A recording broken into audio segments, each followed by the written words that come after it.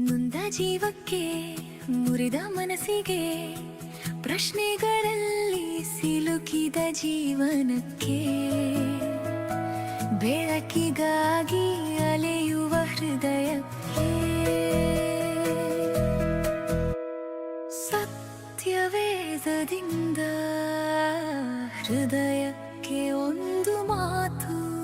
ಆತ್ಮೀಯರೇ, ಮತ್ತೊಮ್ಮೆ ಹೃದಯಕ್ಕೊಂದು ಮಾತು ಕಾರ್ಯಕ್ರಮಕ್ಕೆ ಸ್ವಾಗತ. ಪ್ರಿಯರೇ, ಇಂದು ನಾವು ನೋಡ್ಲಿಕ್ಕಿರುವಂತದ್ದು ವಿಮೋಚನ ಕಾಂಡ 25ನೇ ಅಧ್ಯಾಯ, ವಚನಗಳು 23ರಿಂದ 40ರವರೆಗೆ. ನಿನ್ನೆ ನಾವು ದೇವರು ತನ್ನ ಜನರ ಮಧ್ಯದಲ್ಲಿ ವಾಸಿಸಲು ಬಯಸುತ್ತಾರೆ ಎಂಬ ಅದ್ಭುತವಾದಂತಹ ಸತ್ಯವನ್ನ ನೋಡಿದ್ದೇವೆ. ಒಡಂಬಡಿಕೆಯ ಮಂಜುಷ, ಕರುಣಾಸನ ಮತ್ತು ಅಲ್ಲಿಯೇ ನಾನು ನಿನ್ನನ್ನು ಭೇಟಿಯಾಗುವೆನು ಎಂಬ ದೇವರ ವಾಗ್ದಾನದ ಬಗ್ಗೆ ಕಲಿತಿದ್ದೇವೆ. ಪ್ರಿಯರೇ, ಇಂದು ದೇವರು ಗುಡಾರದೊಳಗಿನ ಇನ್ನೆರಡು ಪ್ರಮುಖವಾಗಿರುವಂತಹ ವಸ್ತುಗಳ ಬಗ್ಗೆ ಮಾತನಾಡುತ್ತಾರೆ. ಒಂದು ಪ್ರದರ್ಶನದ ರೊಟ್ಟಿಯ ಮೇಜು, ಮತ್ತೊಂದು ಚಿನ್ನದ ದೀಪಸ್ತಂಭ. ಮೊದಲ ನೋಟಕ್ಕೆ ಇವು ಕೇವಲ ಗುಡಾರದ ಉಪಕರಣಗಳಂತೆ ಕಾಣಬಹುದು, ಆದರೆ ಇವುಗಳ ಮೂಲಕ ದೇವರು ತನ್ನ ಜನರೊಂದಿಗೆ ಇರುವ ಸಂಬಂಧದ ಬಗ್ಗೆ ಆಳವಾದ ಸತ್ಯಗಳನ್ನ ಕಲಿಸುತ್ತಿದ್ದಾರೆ. ಮೊದಲು ದೇವರು ಒಂದು ಮೇಜನ್ನ ನಿರ್ಮಿಸಲು ಹೇಳುತ್ತಾರೆ. ಅದನ್ನು ಅಕೇಶಿಯಾ ಮರದಿಂದ ಮಾಡಿ ಚಿನ್ನದಿಂದ ಮುಚ್ಚಬೇಕು ಎಂಬುದಾಗಿ ಹೇಳುತ್ತಾರೆ.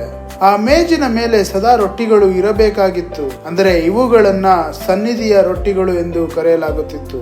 ಇದನ್ನ ಕೇಳಿದಾಗ ಕೆಲವರು ಯೋಚಿಸಬಹುದು, ದೇವರಿಗೆ ರೊಟ್ಟಿ ಯಾಕೆ ಬೇಕು ಎಂಬುದಾಗಿ. ಆದರೆ ಈ ರೊಟ್ಟಿಗಳು ದೇವರಿಗೆ ಆಹಾರವಾಗಿರಲಿಲ್ಲ ಪ್ರಿಯರೇ, ಅವು ಒಂದು ಸಂಕೇತವಾಗಿದ್ದವು. ಅಂದ್ರೆ ದೇವರು ತನ್ನ ಜನರನ್ನ ನೆನಪಿನಲ್ಲಿಟ್ಟಿದ್ದಾರೆ ಎಂಬುದರ ಸಂಕೇತವಾಗಿತ್ತು. ಅವು 12 ರೊಟ್ಟಿಗಳಾಗಿದ್ದವು, ಅಂದರೆ ಇಸ್ರಾಯೇಲಿನ 12 ಕುಲಗಳನ್ನ ಪ್ರತಿನಿಧಿಸುವಂತಹ ರೊಟ್ಟಿಗಳಾಗಿದ್ದವು. ಅಂದರೆ ದೇವರ ಸನ್ನಿಧಿಯಲ್ಲಿ ದೇವರ ಜನರೆಲ್ಲರೂ ಇದ್ದರು ಎನ್ನುವಂತ ಒಂದು ಮಾತು. ಯಾರನ್ನೂ ಸಹ ದೇವರು ಮರೆತು ಹೋಗಿರಲಿಲ್ಲ ಎಂಬುದಾಗಿ ಒಂದು ಸಂಕೇತ, ಯಾರನ್ನು ಕಡೆಗಣಿಸಲ್ಪಟ್ಟಿರಲಿಲ್ಲ ಎಂಬುದಾಗಿ ಒಂದು ಸಂಕೇತವಾಗಿತ್ತು. ಈ ರೊಟ್ಟಿಗಳು ಪ್ರತಿದಿನ ದೇವರ ಸನ್ನಿಧಿಯಲ್ಲಿ ಇರುತ್ತಿದ್ದವು. ಇದರ ಮೂಲಕ ದೇವರು ತನ್ನ ಜನರಿಗೆ ಒಂದು ಸತ್ಯವನ್ನ ನೆನಪಿಸುತ್ತಾ ಇದ್ದಾರೆ. ನಾನು ನಿಮ್ಮನ್ನ ತಿಳಿದಿದ್ದೇನೆ, ನಿಮ್ಮನ್ನ ನೆನಪಿನಲ್ಲಿಟ್ಟಿದ್ದೇನೆ, ನಿಮ್ಮ ಅಗತ್ಯಗಳನ್ನ ಅರಿತಿದ್ದೇನೆ ಎನ್ನುವಂತ ಮಾತು ಈ ರೊಟ್ಟಿಗಳು ನೆನಪಿಸುತ್ತಾ ಇತ್ತು. ಇದರ ಜೊತೆಗೆ ಈ ಮೇಜು ಸಹಭಾಗಿತ್ವದ ಚಿತ್ರವನ್ನು ಸಹ ಕೊಡುತ್ತದೆ. ಅಂದ್ರೆ ಸತ್ಯವೇದದಲ್ಲಿ ಊಟ ಮತ್ತು ಮೇಜು ಅನೇಕ ಬಾರಿ ಸಂಬಂಧವನ್ನ ಸೂಚಿಸುವಂತದ್ದಾಗಿದೆ. ಜನರು ಒಟ್ಟಿಗೆ ಊಟ ಮಾಡುವಾಗ ಅವರು ಕೇವಲ ಆಹಾರವನ್ನ ಹಂಚಿಕೊಳ್ಳುತ್ತಾ ಇಲ್ಲ, ಸಂಬಂಧವನ್ನ ಹಂಚಿಕೊಳ್ಳುತ್ತಾ ಇದ್ದಾರೆ. ಹಾಗೆಯೇ ಈ ಮೇಜು ದೇವರು ತನ್ನ ಜನರೊಂದಿಗೆ ಸಂಬಂಧ ಹೊಂದಲು ಬಯಸುತ್ತಾ ಇದ್ದಾರೆ ಎಂಬುದನ್ನ ತೋರಿಸುವಂತದ್ದಾಗಿದೆ. ನಂತರ ದೇವರು ಚಿನ್ನದ ದೀಪಸ್ತಂಭದ ಬಗ್ಗೆ ಮಾತನಾಡುತ್ತಾರೆ. ಇದು ಗುಡಾರದ ಅತ್ಯಂತ ಸುಂದರವಾದಂತಹ ವಸ್ತುಗಳಲ್ಲಿ ಒಂದಾಗಿತ್ತು ಪ್ರಿಯರೇ. ಸಂಪೂರ್ಣವಾಗಿ ಶುದ್ಧ ಚಿನ್ನದಿಂದ ಮಾಡಲ್ಪಟ್ಟಿತು. ಅದರ 6 ಶಾಖೆಗಳು ಮತ್ತು 7 ದೀಪಗಳು ಇದ್ದವು. ಅಂದರೆ ಇದು ಗುಡಾರದೊಳಗೆ ಕಿಟಕಿಗಳಿರಲಿಲ್ಲ, ಆದ್ದರಿಂದ ಬೆಳಕಿನ ಮೂಲ ಈ ದೀಪಸ್ತಂಭವೇ ಆಗಿತ್ತು. ಆದರೆ ಈ ದೀಪಸ್ತಂಭವು ಕೇವಲ ಬೆಳಕು ಕೊಡುವಂತಹ ಸಾಧನವಾಗಿರಲಿಲ್ಲ ಪ್ರಿಯರೇ, ಅದು ಒಂದು ಆಧ್ಯಾತ್ಮಿಕ ಸತ್ಯವನ್ನ ಬೋಧಿಸುವಂತ ಒಂದು ಸಂಕೇತವಾಗಿದೆ. ಸತ್ಯವೇದದಲ್ಲಿ ಬೆಳಕು ಎಂದರೆ ಕೇವಲ ಪ್ರಕಾಶವಲ್ಲ, ಅದು ದೇವರ ಸನ್ನಿಧಿಗೆ ಸೂಚಿಸುವಂತದ್ದಾಗಿದೆ. ದೇವರ ಸತ್ಯ ಮತ್ತು ದೇವರ ಮಾರ್ಗದರ್ಶನವನ್ನ ಸೂಚಿಸುವಂತದ್ದಾಗಿದೆ.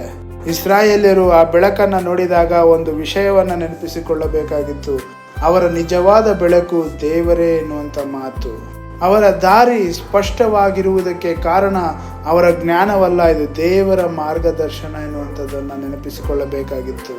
ಅವರ ಭವಿಷ್ಯ ಸುರಕ್ಷಿತವಾಗಿರುವುದಕ್ಕೆ ಕಾರಣ ಅವರ ಶಕ್ತಿಯಲ್ಲ, ಅದು ದೇವರ ಸನ್ನಿಧಿ ಎಂಬುದಾಗಿ ಅವರು ನೆನಪಿಸಿಕೊಳ್ಳಬೇಕಾಗಿತ್ತು.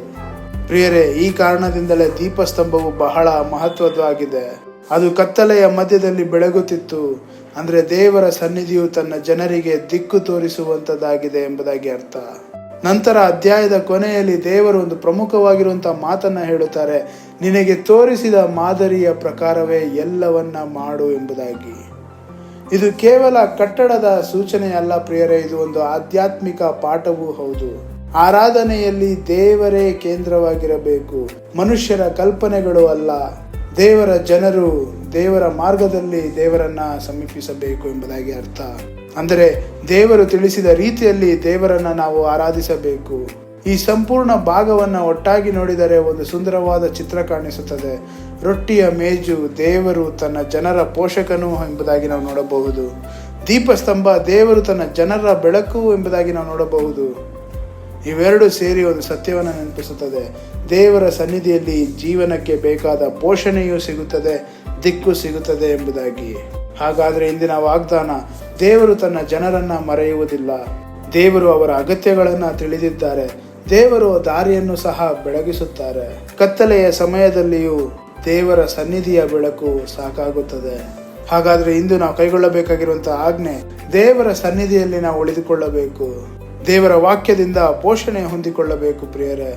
ದೇವರ ಮಾರ್ಗದರ್ಶನವನ್ನ ನಾವು ಹುಡುಕಬೇಕು ಮತ್ತು ನಮ್ಮ ಜೀವನವನ್ನ ದೇವರ ಬೆಳಕಿನಲ್ಲಿ ನಾವು ನಡೆಸಬೇಕು ಪ್ರಿಯರೇ. ಹಾಗಾದ್ರೆ ಇಂದು ಇದು ನೆನಪಿಟ್ಟುಕೊಳ್ಳೋಣ, ಒಂದು ಮೇಜು, ಇನ್ನೊಂದು ದೀಪಸ್ತಂಭ. ಆದರೆ ಅವುಗಳ ಮೂಲಕ ದೇವರು ಎರಡು ದೊಡ್ಡ ಸತ್ಯಗಳನ್ನ ಹೇಳುತ್ತಾರೆ. ನಾನು ನಿಮ್ಮನ್ನ ಮರೆತಿಲ್ಲ ಎಂಬುದಾಗಿ ಮತ್ತು ನಾನು ನಿಮ್ಮ ದಾರಿಯನ್ನ ಬೆಳಗಿಸುವೆನು ಎಂಬುದಾಗಿ. ಬಹುಶಃ ಇಂದು ನಮ್ಮ ಜೀವನದಲ್ಲೂ ಕೆಲವು ಪ್ರಶ್ನೆಗಳಿರಬಹುದು, ಕೆಲವು ಚಿಂತೆಗಳಿರಬಹುದು, ಮುಂದಿನ ಹೆಜ್ಜೆ ಸ್ಪಷ್ಟವಾಗಿ ಕಾಣದಿರಬಹುದು. ಆದರೆ ಈ ಅಧ್ಯಾಯವು ನಮಗೆ ನೆನಪಿಸುವಂಥದ್ದೇನೆಂದರೆ, ನಮ್ಮನ್ನ ಪೋಷಿಸುವಂಥ ದೇವರು, ನಮ್ಮನ್ನ ನಡೆಸುವಂಥ ದೇವರು ಸಹ ಆಗಿದ್ದಾರೆ. ಆದ್ದರಿಂದ ದೇವರ ಸನ್ನಿಧಿಯಲ್ಲಿ ನಾವು ಉಳಿದುಕೊಳ್ಳೋಣ. ಅಲ್ಲಿಯೇ ಜೀವನಕ್ಕೆ ಬೇಕಾಗಿರುವಂಥ ಆಹಾರವೂ ಇದೆ, ಜೀವನಕ್ಕೆ ಬೇಕಾಗಿರುವಂಥ ಬೆಳಕು ಇದೆ ಎಂಬುದನ್ನು ನಾವು ನೆನಪಿಟ್ಟುಕೊಳ್ಳೋಣ. ಮತ್ತೆ ಮುಂದಿನ ಸಂಚಿಕೆಯಲ್ಲಿ ಭೇಟಿಯಾಗೋಣ. ಅಲ್ಲಿಯವರೆಗೂ ದೇವರ ಬೆಳಕಿನಲ್ಲಿ ನಡೆಯುವಂಥ ಹೃದಯ ನಮ್ಮದಾಗಿರಲಿ. ಆಮೇನ್. ದುಂದ ಜೀವಕ್ಕೆ ಮುರಿದ ಮನಸ್ಸಿಗೆ ಬೆಳಕನ್ನು ಹುಡುಕುವ ಹೃದಯಕ್ಕೆ ಸತ್ಯವೇದದಿಂದ ಹೃದಯಕ್ಕೆ ಒಂದು